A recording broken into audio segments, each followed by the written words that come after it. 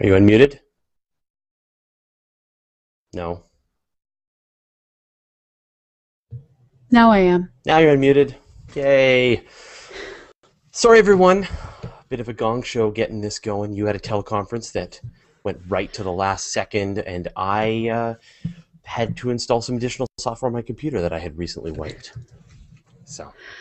Yeah, and I have to admit, if you see me somewhat distracted, we're we're recording this the day of the Boston Marathon, and Boston's my hometown, and there's been reports of explosions in one of the places I used to love to hang out. So I'm trying to keep track of making sure my friends are all checking in on Twitter. Do some of them run marathons?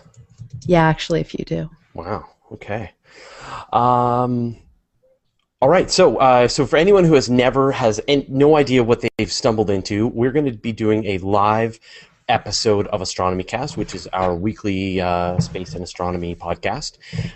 So this week's episode 296, is actually going to be getting a 3 or maybe 4-part series on space stations. Well, I'll explain, Pamela. You look confused. So part one. I knew nothing of this fourness. I knew of three. Follow along my mental calculations, and I think you'll like it. So part one is going to be Skylab and Salyut. So we'll talk about the origins of space stations and up to the point, sort of after the Apollo program, and this is going to be the next Great Hope. Part two, which is going to be next week, we're going to talk about the Mir space station and sort of other space station ideas that didn't make it off the ground in that time frame. Space Station Freedom, yeah. So sort of that, the 80s, the Cold War space stations. And then we're going to talk about, for part three, we'll talk about the International Space Station and a bit of about the Chinese space station, the Tiangong, which are up there right now. And then I was thinking for fourth, I would just love to talk about the cool, great space station ideas that never happened, and sort of, talk about the kinds of space stations that have been proposed into the future. So that's all I'm thinking. Maybe the space stations of science fiction? Yeah, but even just the cool rings that are rotating. But I'm looking for an excuse to discuss Babylon 5 here. That would be great. Yeah, no, so that's what I'm saying. I always, the thing is that, as we report on this stuff, we see so many great proposals for ideas that never get built. And there's no reason, apart from them being incredibly expensive and complicated, but in paper they're a really great idea. It would be really cool to build a ring around the entire sun. No, I know it wouldn't be stable, wouldn't work.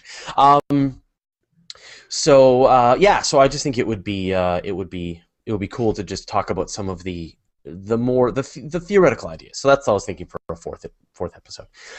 So we'll take about half an hour to do the show, and then when we finish, depending on how much brain power Pamela has left, we will stick around for 15, 20 minutes and answer some questions that you might have about space and astronomy. So there's a few places you can do this.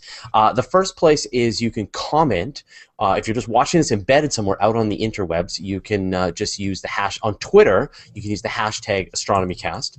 If you are watching this on the event page on Google+, you can definitely make a comment there, and I'm tracking that. If you're watching this in my feed, or maybe some reshare of that, hopefully, but that's very dangerous. I'll just warn you that the more you get reshares, it's harder for me to track those comments all the time. Go to YouTube. That's the safe place. Yeah, absolutely. The safe place is to go and do this on YouTube and make comments there, and we will absolutely. That's baked right into the Hangout now that we're using, so we'll be able to see that. In fact, I don't even have my stream one. I'm not tracking that at all. That was a total lie. So let me just grab that, and then I won't be a liar about this. You all just heard me say a boot, didn't you? It happens. No, I'm proud of my Canadian accent. Okay. Awesome. So now I've got all the stream. Okay, cool. Are you in a state of readiness? As ready as I can be, given I need to turn off Twitter. Sorry. Normally I would track Twitter. Really? Are you going to try and do a show while you're watching Twitter? Normally I track our comments on Twitter, but our comments on Twitter are getting interleaved with too many about the Boston explosions. Sorry, folks, you're getting to watch me have craziness today. Okay, I'm done now. Okay. It's off. All right. Okay, well, let me know when you want to press record. Um, I am pressing record. I am monoed. I pressed it twice, which means that it started and stopped. That was Okay, dumb. I'll kill mine. We'll start again. I'm pressing it again, and it's recording correctly. Mine is also recording correctly. Perfectly. It's nice and stable, like Audacity always is. All right. I'll always give you a hard time. Okay, here we go. Astronomy Cast, episode 296 from Monday, March 4th, 2013. Space Stations, Part 1, Skylab and Salyut. Welcome to Astronomy Cast, our weekly facts-based journey through the cosmos, where we help you understand not only what we know, but how we know what we know. My name is Fraser Kane. I'm the publisher of Universe Today, and with me is Dr. Pamela Gay, a professor at Southern Illinois University, Everettsville. Hey, Pamela, how you doing? I'm doing well. How are you doing, Fraser? I'm doing really well. Do we have any announcements? We are still advertising our classes at CosmoQuest. So if you would like to take a course either on stellar astronomy with Ray Sanders, our own dear astronomer, or a class on cosmology with author and PhD Matthew Francis, you can sign up for those at cosmoquest.org/classes. I would also ask that all of you pay attention right now to what's going on with education funding in America. There is currently a movement to remove education funding from NASA, which means no more mission dollars being spent to help educate kids about the latest discoveries coming out of spacecraft, Hubble, Lunar Reconnaissance Orbiter, Messenger. And if these programs matter to you, contact the White House, which is where all of this is starting, and contact your senators and your congressmen. And I say that as an independent citizen and someone working as a volunteer on CosmoQuest. All right. Yeah, no, I think this is going to impact, I don't know if it's going to, how and where it's going to impact us, but I think we're already starting to see the crunch with a lot of the people that we work with, a lot of the programs and the missions that we talk to. They all have a lot of outreach, a lot of educational stuff, and so that will be too bad to see that go. We've all been asked to assume zero budget starting in 2014. My team here at CosmoQuest, we're desperately trying to raise money, and we've pledged that any money that we raise beyond what we need for our own salaries, we'll use to contract people who lose their jobs in this, and people are losing their jobs in this. Yeah. So if you can give, we will do what we can to keep the excellent EPO going beyond what governmental budgets allow. Right. Okay, great. So let's get on with the show then. Okay, so it's one thing to fly into space and another thing entirely to live in space. And to understand the stresses and strains this puts on a human body, you're going to need a space station. In this three-part series, we explore the past, present, and future of stations in space, starting with the American Skylab and Russian Salyut stations. And I actually decided before we even did this show that I almost want to turn this into a four-part series. So in addition to the three parts, talking about the Skylab and the Salyut, the Apollo era space stations, and then talk about the sort of Cold War, the Mir, and other programs, the Freedom, things that didn't happen, and then we'll talk about the ISS and sort of the Chinese, the Tiangong space station. But I also love to talk about sort of the future, the space stations that didn't happen, science fiction space stations, and sort of the future of space stationery. So I think that would be really cool. So maybe this will turn into a four-part trilogy. So that was a Hitchhiker's Guide to the Galaxy reference. I hope you got that. Yes, right. So let's talk about the space stations. And I guess before we even kind of get cracking on this, let's kind of what is a space station? At a certain level, it is nothing more than a containment vessel for humans that is incapable of getting to space on its own, but is either deposited there or built there and then abandoned there to die as humans come back on a different vehicle. And I guess you could imagine, I mean, it's even like a space suit is almost like a mini space station when you're out in space without a rocket that you can use to fly to and from Earth, Although there's the potential to build space suits that allow you to re-enter through the atmosphere without death. Space stations just die on re-entry. Whoa. Yeah. That would be like the Felix Baumgartner, but times 1,000. That would be Think something. think Star Trek or An Old Man's War by John Scalzi. Yep. That sort of stuff. That could happen in our future. Wow. There's Okay. people working on it. We just tangented. All right. So okay. So the point being that a rocket, a space shuttle, a capsule. These are the kinds of spacecraft that are going to fly. They're going to launch on board a rocket. They're going to get up into space, and they're designed to re-enter again. Space station. You put it up in orbit. You leave it there. It's not going anywhere. Right. You can move it a little bit to avoid junk, but can't move it very much. Right. Okay. And so then, what was the first space station that was sort of planned and I guess eventually launched? I guess Well, we can talk. these were Go ahead. these were the Soviet spacecraft, the Almaz series, which were also called the Salyut series, depending on if you were a military person in the know or you were a civilian person not in the know. These three missions, the first one to successfully launch was Salyut 2, and it went up in April of 1973. So we've actually had space stations longer than we've had, well, me. So these things date back a long time, and these initial three space stations, Salyut 2, 3, and 5, these were actually reconnaissance platforms that were put up there by the Soviets to basically be manned spy stations. And it was realized in the late 1970s when Salyut 5 ended in 1977 that there were better ways to monitor other parts of the world, like unmanned spaceships. Right. Our spy satellites are much better than humans and cheaper too. And so, I mean, these space stations were all devised and launched after the big moon race. Right. So the Apollo program ended, and the Soviets' attempt to land people on the moon as well had wrapped up, and then as the next appropriate step was, let's put some humans into space and have them stay there for long periods of time. And with the Almaz space stations, these first three Salyuts, they were put up there really as a way of starting the tech that we still use today. There's a module on the International Space Station that still uses designs that are, of course, upgraded, but are still based on the original Almaz command consoles and designs. And so these were very rugged, rigorous systems. We don't see systems left over from Skylab, for instance, still going into the International Space Station. We had to start from scratch. So there's a lot to be said for building something that could undergo that slow, continual upgrades, but had a core design that was pretty much eternal. It's the little black dress of spaceships. And right, and they were designed to be docked with Soyuz capsules carrying crew. They were designed to have Progress cargo capsule. I mean, this is the same thing. You could have written one of these articles that a Soyuz has launched to the space station, and a Progress vehicle has launched to the space station and has docked and has transferred crew and cargo and stuff.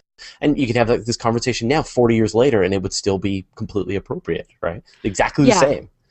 And so while the original Almaz, it's a Russian name, and I'm still not entirely sure how to pronounce it. That doesn't usually happen, but No, today with the it's Russian going words. to. Yeah. It means diamond. So while the first three were coincident with the Salyut program and were simply top secret, not talked about things, their core design ended up getting reused in spacecraft in the 80s and 90s that had major radar deployments on board. So again, it was a neat way to take this technology. Not only were they able to take it and reuse it in building the ISS so many decades later, but they were able to use it in the 80s unmanned to build radar satellites. Now, when I think about Soviet space flight launches and Mars landings and moon landings, and especially the stuff with the Venera program, there's a lot of failures. Oh, yeah. So how did they do with their spacecraft? Well, they did pretty well in the grand. They did pretty well in the grand scheme of things. Salyut 1 didn't quite make it up to space, but it was unmanned. There wasn't death involved, except of a empty shell of a spacecraft. then 2 and 3 were fine. I actually have to admit, I have no clue what happened to number 4. Salyut 5 was fine, and then they didn't launch Salyut 6. So, Are you sure? Sorry to pull out of this. I'm just looking on to Salyut 6, 77 to 81, 16 crews. okay, sorry, I'm looking at the Almu stuff, and Yeah. it's I think we OPS should 4 I didn't think we should fly. redo this. If you go down Okay. where it says list of space stations. Okay, we're looking at two different sources is the Yeah. problem. I'm Yeah. still looking at the military ones, and there's an unmanned military one, and Mm, it looks like they renamed. yeah. Okay, That yeah, was the DO that was the dose 2. Yeah. okay. Yeah. Okay, so OPS 4 is the one that didn't fly, and then they used the name Salyut 4 for Dose 4. Okay, Yeah. sorry everyone, you get to see what happens when different people are looking at different sites. Yep. Do you Okay, want so I just yes. asked you sort of Sorry, Preston. history of the space stations, and then we can take it from there. Okay, the history of the space. So the Okay, you which know ones blew up is what you which ones actually blew asked up? about. Yeah, yeah. Which ones blew up? Right? How did they fail and how badly? Yeah. Okay, so Salyut 1 didn't quite make it, but no one died. It was unmanned. They were launching the space station when it ceased to exist. Salyuts 2, 3, and 5, they did fine. One of the craft that they built, OPS 4, which was set to be the next in the Almo series of military versions of this, ended up not being used. But they then continued to transform this program from being a military reconnaissance with a civilian name and a military name. They transformed it to being strictly civilian, and this became the Salyut program that we're all so familiar with, that eventually blended into becoming the Mir space station. And so this is where we pick up with Salyut 4. Salyut 4. And so what was sort of like the classic one? If you think about the classic Russian space station, it was like what, Salyut 6 and 7? I mean, that was when they were It's moving back and forth, and people were coming and going, and there was crews, and they were lasting a long time, and they were pushing records. Yeah, I mean, it's one of these things where the Russians, very much like the Chinese are doing today, just over and over and over kept incrementally improving what they were doing, and each thing was a new addition.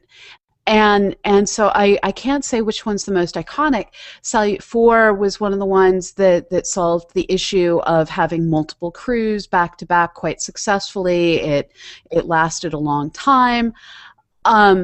So it went from 74 to 77. Salyut 5, it was again, they went back to doing military. It happens.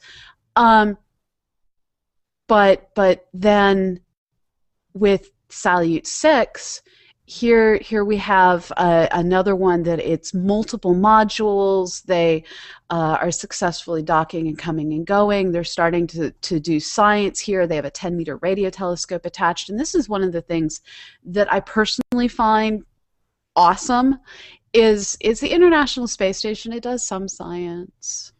But the Soviets, they thought, what science can we do with these missions in their early days? And they were trying stuff. And I have to admit, you don't generally run across that many articles that say, citation Salyut missions, this was done in outer space. But they were trying. And I love the fact that they were trying things like radio dishes in space. They were also with Salyut 6. They started launching minorities well before America ever did. So while there's a lot of bad that you can say about Soviet Russia, their space program nailed it in the 70s. And I know that, with some of those missions, they had people on board that were, in some cases, 140 days, 175 days. I mean, these were, and when you think about like the Apollo missions that had gone just to, maybe not even a decade before, people had flown up into space, landed on the moon, come back. I mean, nobody was spending more than a couple of weeks in space at the maximum, and they were having people there for half a year. And the records that they sent, Salyut 6, it was 185 days. These records that they were setting, they weren't broken until we had a crew kind of stranded on Mir during the collapse of the Soviet Union. So at various points, I mean, they weren't totally trapped. But it wasn't good, and so it was only due to technological issues, and then later purposeful marathon trips into space that we saw these records getting broken on Mir. And So, while the Soviets were launching, really launching station after station after station, the Americans needed to get into this game as well, and so that was Skylab. right, but I do have to say that Salyut 6 had a really interesting demise before Oh, we sure, go yeah, on to no, let's Skylab. sure. It had a mold problem. I mean, these are things that we don't think about. We think of the Star Trek future of everything is clean and shiny and stainless steel and Windexed surfaces. It probably wasn't Windex, but um, with Salyut 6, they ran into a mold problem that eventually led to them needing to retire the spacecraft, and it was deorbited due to not really being livable anymore. And of all the ways for a space station to have its life terminated, too much mold is not one I would have ever imagined. No, no, and you can just imagine. I mean, you're trapped in that environment. You have no way to get out, and you're breathing these Yeah, mold spores. I can just imagine the yeah, health issues that the poor astronauts were having. I mean, there must have just been like water. Like if their system couldn't deal with the evaporation, you just imagine there'd be water dripping and everything would be wet, and you'd be breathing mold, and there'd be this smell. I mean, yeah. it is, and again, I think you're exactly right that when people think about space stations, they imagine the Star Trek future where you're, moving around with this clean, polished No. chrome and plastics and stuff. But no, I think submarine is the way to think about it. That you are Boys' in locker room. boys locker room in a submarine, that you're Yeah, in this tiny constrained space and you can't go anywhere and you're there for so long, and the smell, I think yeah, I think that's, that absolutely puts it all into context. So yeah. so let's move on to Skylab, then, the Americans version of this. So Skylab is one of the space stations that tried and just faced fail after fail after fail. It was originally launched in 1973, but the poor thing, when it launched, lost a solar panel, lost a shield. Its other solar panel didn't quite open correctly, and so we basically ended up launching this fairly crippled would-be spacecraft. But I think it was important to note that, I mean, it was using Apollo technology, right? I mean, Yeah, they launched it on the last Saturn V rocket. the very last Saturn V. So this went up in May of 1973, and once they got it up there, I mean, there was clearly that initial, oh, insert all your expletives of choice. What do we do now? And they ended up repairing it. It was the Wow. first ever manned repairs on space. There's some amazing pictures of tethered astronauts climbing around on the outside of this thing, just scaffolding it's not scaffolding, it's the frames of solar arrays and things like that. And this isn't something we had any practice doing. Um, and so they had to figure it out, and they figured out how to repair it, and it wasn't quite in the right orbit. So they did what they could with it. It was originally planned that this was going to be something that lasted a very long time. They designed it really nicely. If you're ever in Washington, D.C., the U.S. Air and Space Museum has a full-scale mock-up of the Skylab mission that you can walk through, and you can Wow. explore all the different components that it had. They had exercise areas, they had science areas, they had crew sleeping, living areas. Um, and this was where America had to decide, how do we keep people in space for a long time? And because we did it all or nothing, It was one of these have to launch it all at once, whereas the Soviets did incremental development, building bigger and bigger and bigger things. We just did it all at once. And so they had to figure out, how do we build a shower? How do we feed ourselves? How do we do a lot of things? So the focus of this mission ended up largely being, how do we live in microgravity? How do we keep clean in microgravity? And so it's interesting to compare the emphasis of these two different space stations. And I know that a lot of the astronauts that flew on board, all their names, you're going to recognize them. I mean, they were in many cases the same people that were people who went to the moon. I know the first commander was P. Comrade. And this was that bridging program that took us from the Apollo era, and it was supposed to lead us all the way into the space shuttle era, but the space shuttle wasn't completed on time, and this in many ways is the great travesty for Skylab, because it was hoped that the space shuttle would be able to boost Skylab into a higher orbit and keep it going, and this would have allowed the United States to have a space station throughout the early 80s at the same time that we had the space shuttle program going. But due to a disconnect in the timing of when Skylab, frankly, ran out of orbiting ability, and when the space shuttle was ready to fly, we ended up losing Skylab.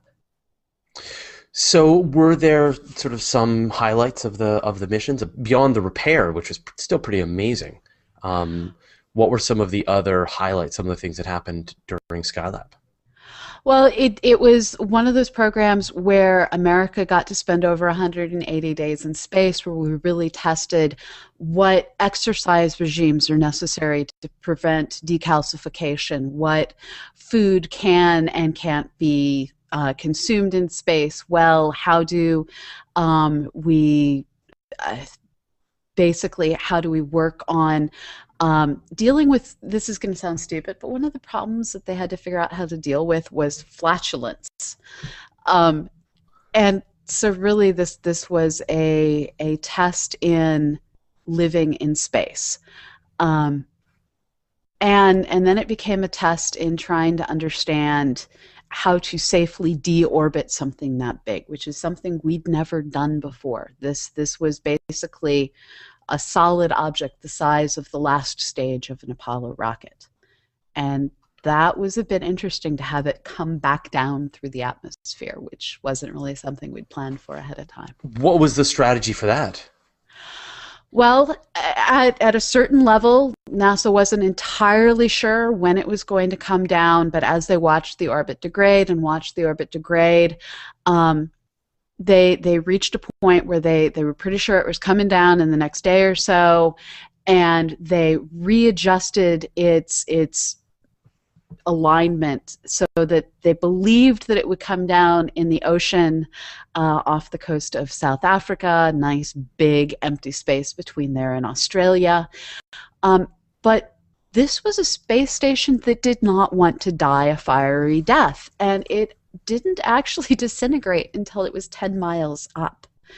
And they thought that it would disintegrate much higher. And because it held on for so long, it managed to actually come down outside of Perth on land instead of in the ocean between South Africa and Australia. Right, so they had aimed it to try and, it was just going to cross Africa, and then it would crash into the ocean, and it made it all the way around another several thousand kilometers, to reach Australia and then land near Perth. I remember this. I was very young. Do you remember this? No, I have no memory of this. No? Okay, so this was 1979. So I was 8, and I remember there being sort of newspapers about how, everyone was freaking out that it was going to crash on their heads. And we were, even in Canada, even though I don't think we were even on the, we were even on the flight path, or they weren't sure where it was.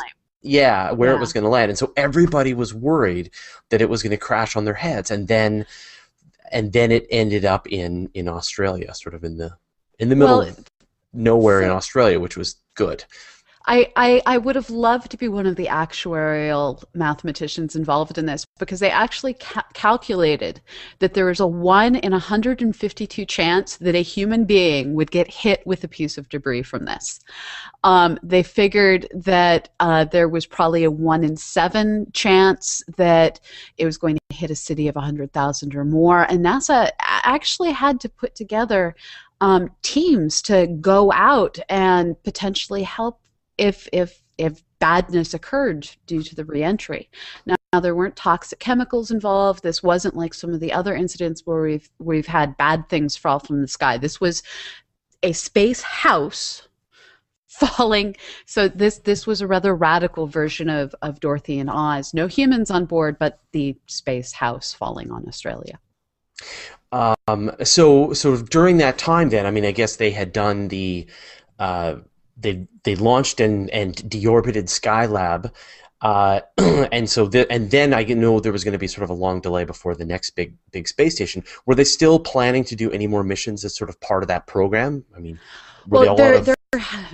yeah, there was a bunch of Skylab missions. I mean, Skylab 5 was going to, the fifth crew was going to be a 20-day mission to conduct scientific experiments and try and boost it to a higher orbit.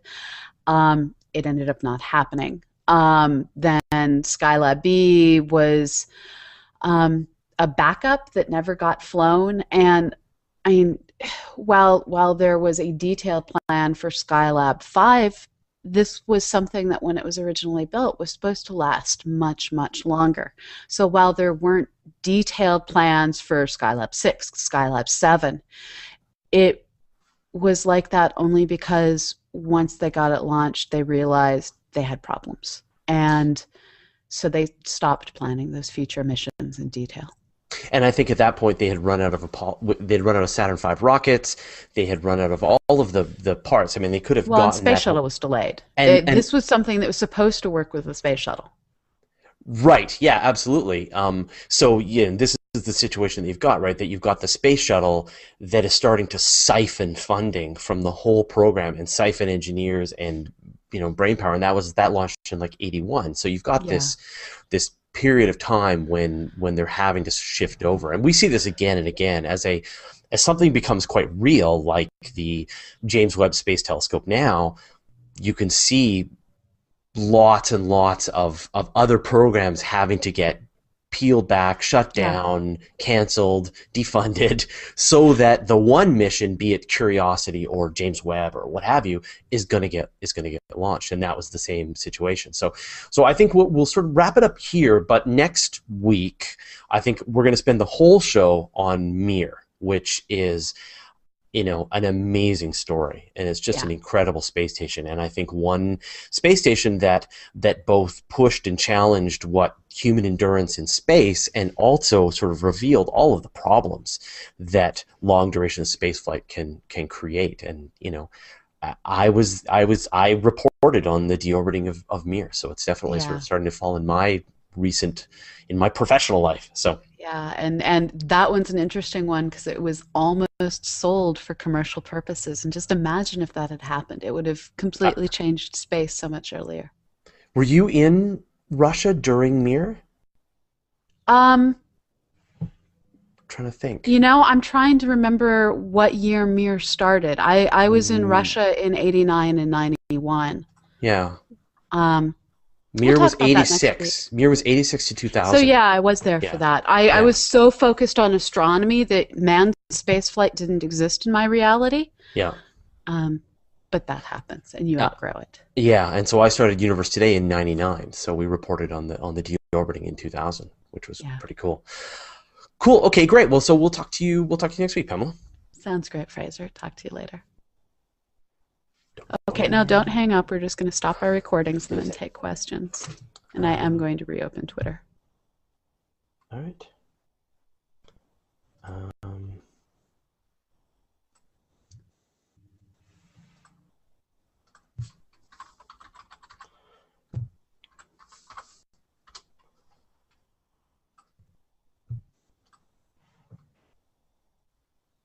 And I'm using 2 monitors, so that's why you see me looking all over the place. Me too. I want 6 monitors. My video card can handle 6 monitors. I want to do that. I want to build a great big rack of 6 monitors. Kyle is up to 5 on his. Yeah. It looks like flight control. It's really Awesome. insane. I love it. Maybe one really big one and then sort of off to the side and then one up above with Twitter going and all kinds of stuff. That'd be great. All right. All right, good. Well, I'm safe. Okay, I am I'll put too. this into the upload just to make sure that it gets to Preston. Good. And then what's your schedule this week? Maybe Thursday we may be able to record again. Tomorrow, Okay. I'm working on Okay. Do you want to tentatively special. Do you want to tentatively aim for maybe Thursday? Yeah, that sounds Okay. good. We'll That sounds great. set up a time later today. Okay. Um, Okay. And anyone watching now, if you want to have some questions, that would be good. So Michael Jobin is noting that Skylab did not have a resupply provision. Guido Bieber's asking, would you be able to see Salyut and Skylab stations from the ground today, just like ISS? I'm sure.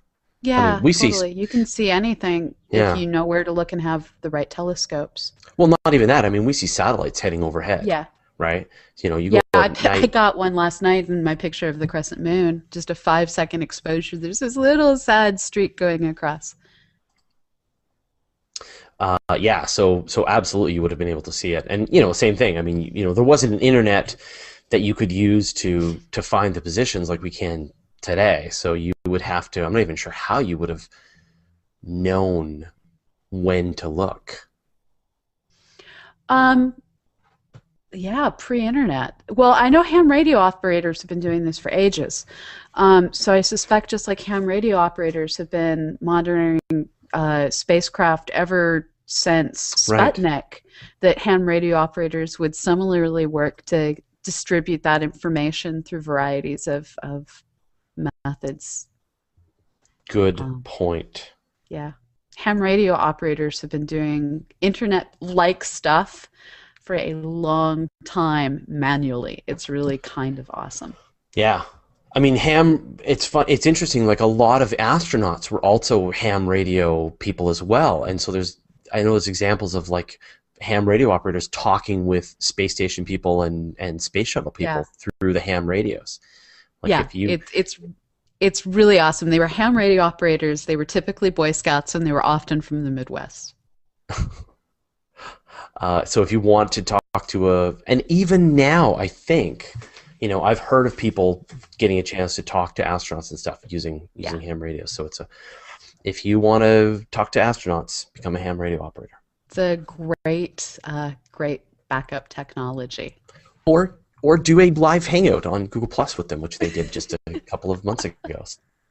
Well, there is some sci-fi That was show, really I cool want to too. say, that used ham radio to contact someone up on the space station. I want to say maybe it was even that new show that has the little kid that communicates in numbers. I can't remember the name of it. Okay. I have no idea what you're talking No, about. Have it's you a gone TV crazy? show. It's on Hulu. That's Okay. all I know. Thomas Treneker has mentioned that you should see a power grid control station. Looks like Houston Control. On my awesome road trip just a couple of weeks ago, we actually went to NASA JPL, and that was a lot of monitors. That was amazing to stand up above the control room and see where they controlled the Curiosity landing and stuff. That was amazing. That's a lot of monitors. Yeah. That's what I want. Pitt Corby says, you should do an episode about the popularization of science and how the communication of science to the public has changed and evolved through the history, not just in the recent decades. That's interesting. If you want to be a science popularizer back in, say, the Renaissance, then they would threaten to kill you and confine you to house arrest. That wasn't entirely true. Right? It was more a matter of if you tick off the Pope by being rude to him publicly, he will attack you and blame your science for the reason he's attacking you. Read Galileo's Daughter if you want to understand what Galileo did wrong. Right, but then, back in Carl Sagan's day, science popularization was seen as a waste of time and even kind of largely insulting. still is. It's seen as a waste of time? Okay. By a lot of people still. Right. Yeah. and seen as a sort of yeah, as a waste of time and denigration of science. And Well, how it's could it's mostly just seen scientists? as, if you're a good scientist, why would you waste your time communicating instead of just doing science? Yeah, And yeah, those who communicate science aren't real scientists. right. I get told I'm not a real scientist on a fairly regular basis. Oh, that's so mean. On a regular basis, you're told Yeah, that you're not a real scientist. yeah. Oh, I publish. I hardcore. publish You publish. papers, really. Yeah. Hello. We have an army of people helping us out on doing research, and it's going to real It's papers. And it's just bias. I mean, yeah, it's one of those unfortunate realities where it's a complex situation of biases and um, yeah, it's just biases. It's that yeah. simple. Well, I mean, for you and I, it's very different, right? Because for from my perspective, I mean, University has always been a commercial entity, and Yeah. so there's no the demand is there for the science popularization, and so I'm able to have a job doing it, and the people reading it look at the ads, and that pays for what we're able to do, and that's perfect. I think with science, for a lot of scientists though, they forget that the money that they're using to do their research is coming from the public, is coming from public entities, and it's in the interests of the public whether or not these things are going to get funded. So there's a real value to talk, to sort of communicate back with the public about what's going on, so they understand the things they're investing in for the future. So And I really think that one of the problems we're dealing with, and this is very much a generational problem, younger people very much understand the need to communicate um, comparatively compared to older generations. It's very much a matter of, well, communications is something for somebody else to do.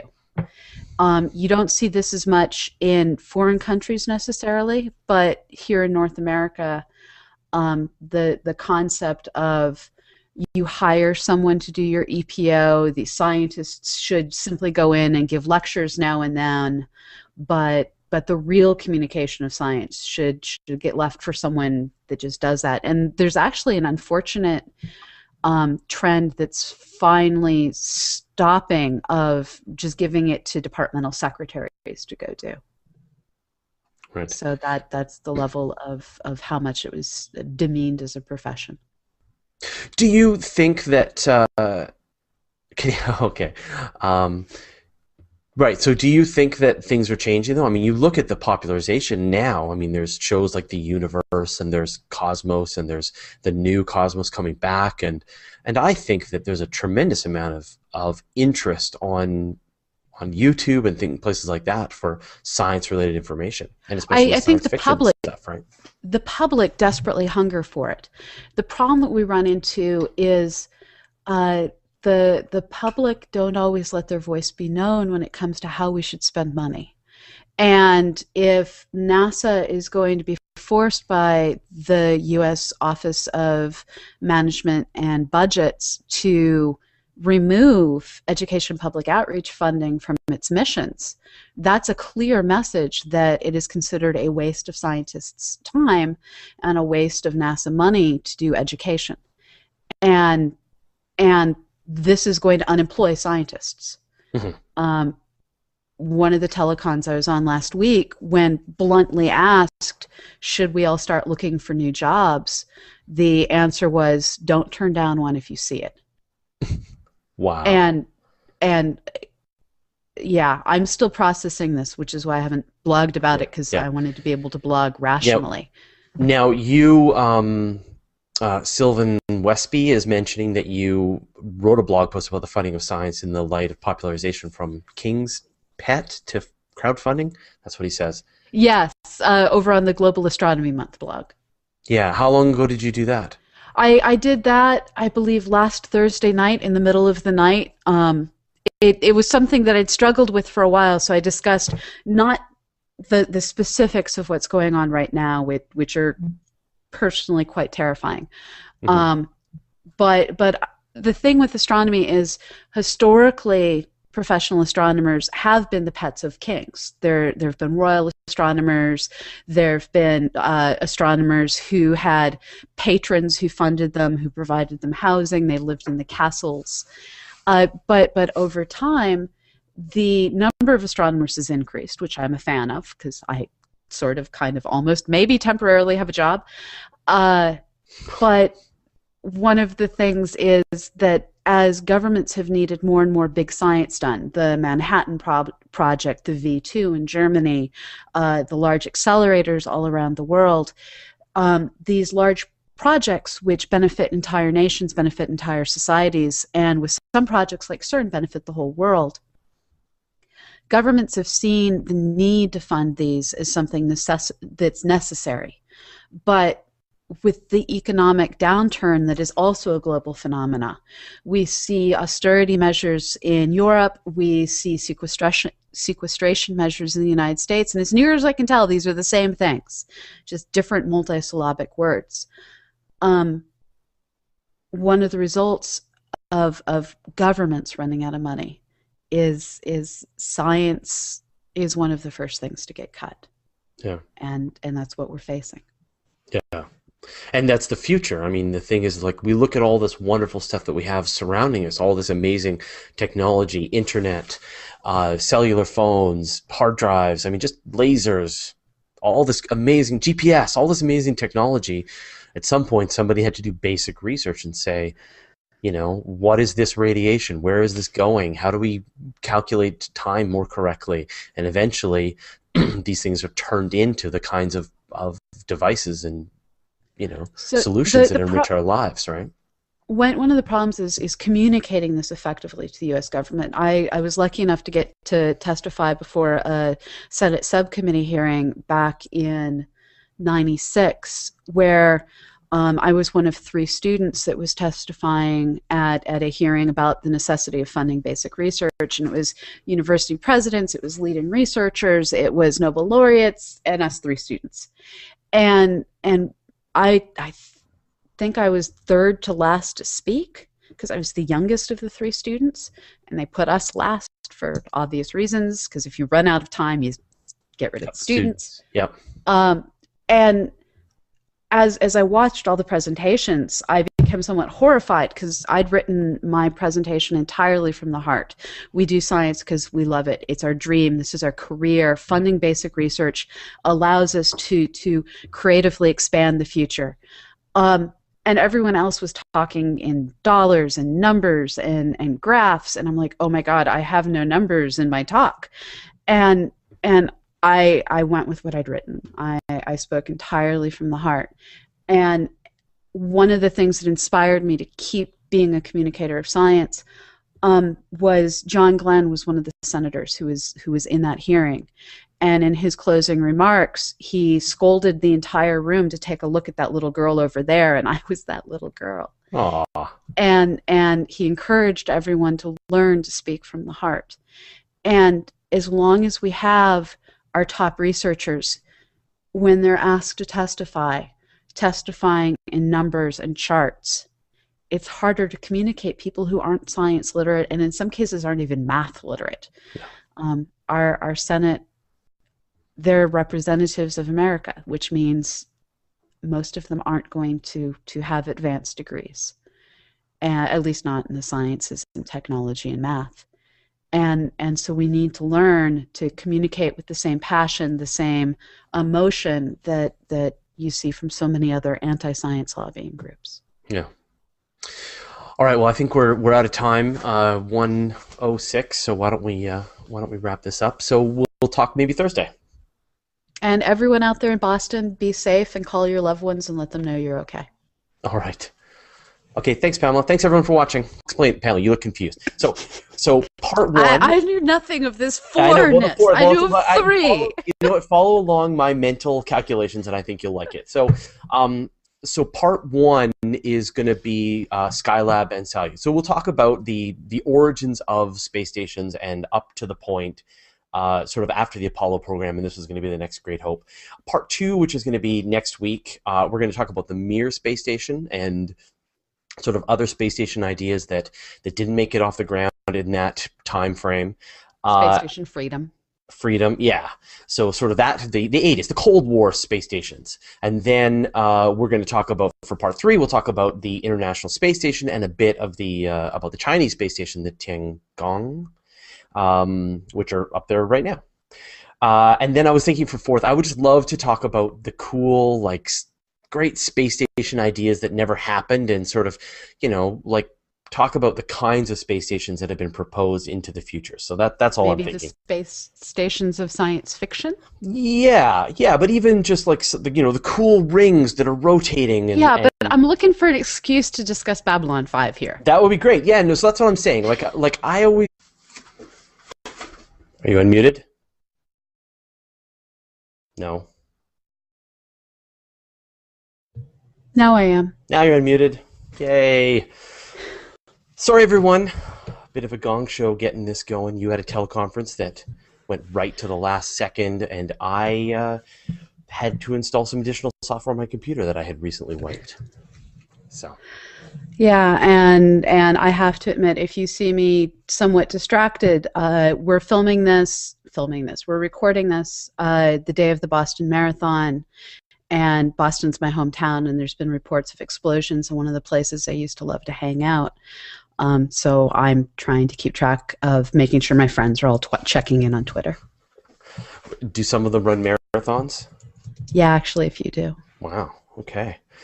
All right. So for anyone who has no idea what they've stumbled into, we're going to be doing a live episode of Astronomy Cast, which is our weekly space and astronomy podcast. So this week's episode 296, is actually going to be getting a 3 or maybe 4-part series on space stations. Well, the thing is that, as we report on this stuff, we see so many great proposals for ideas that never get built. And there's no reason, apart from them being incredibly expensive and complicated, but in paper they're a really great idea. It would be really cool to build a ring around the entire sun. No, I know it wouldn't be stable, wouldn't work.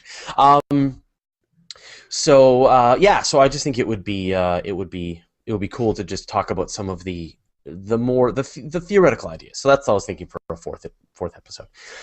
So we'll take about half an hour to do the show, and then when we finish, depending on how much brain power Pamela has left, we will stick around for 15, 20 minutes and answer some questions that you might have about space and astronomy. So there's a few places you can do this. The first place is you can comment. If you're just watching this embedded somewhere out on the interwebs, you can just use the hash on Twitter. You can use the hashtag AstronomyCast.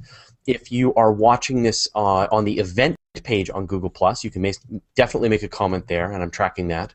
If you're watching this in my feed, or maybe some reshare of that, hopefully, but that's very dangerous. I'll just warn you that the more you get reshares, it's harder for me to track those comments all the go same to time. YouTube.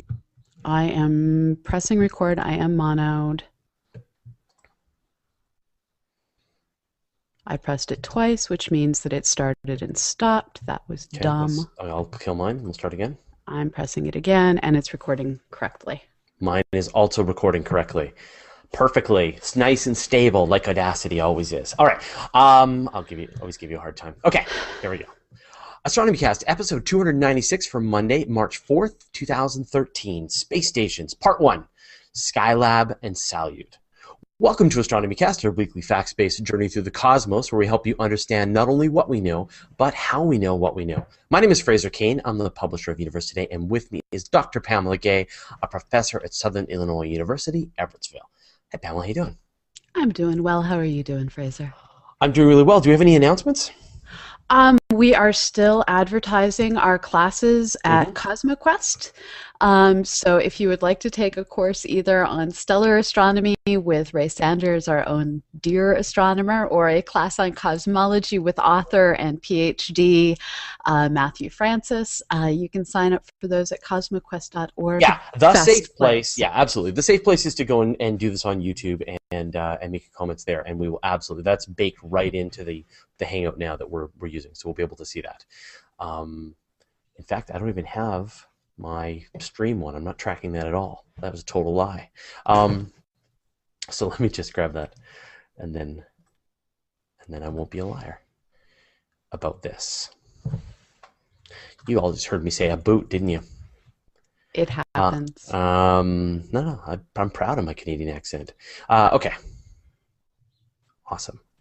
So now I've got all the stream. Okay, cool. Are you in a state of readiness? As ready as I can be, given I need to turn off Twitter. Sorry. Yeah. Normally I would track Really? Twitter Are during you the gonna show. try and do a show while you're watching Twitter? Normally I track our comments on Twitter, but our comments on Twitter are getting interleaved with too many about the Boston explosions. Sorry, folks, you're getting to watch me have craziness today. Okay, I'm done now. Okay. It's off. All right. Okay. Well, let me know when you want to press record.